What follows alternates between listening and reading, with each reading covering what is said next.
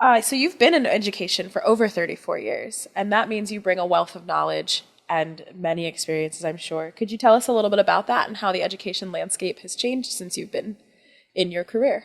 Oh, wow. Yeah, I started teaching in 1986. And so the education landscape truly has changed over that span of time, over 30 decades of being in public education. And I started out as a classroom teacher in a really small rural school.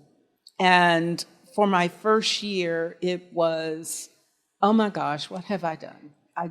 This is awful.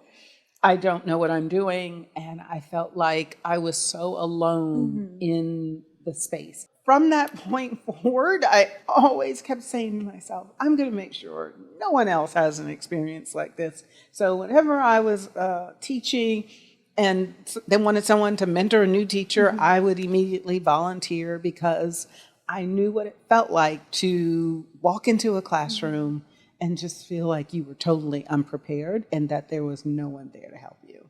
Now, fast forward that through my career, teacher, assistant principal, principal, director of staff development, deputy superintendent, and I ultimately became a superintendent.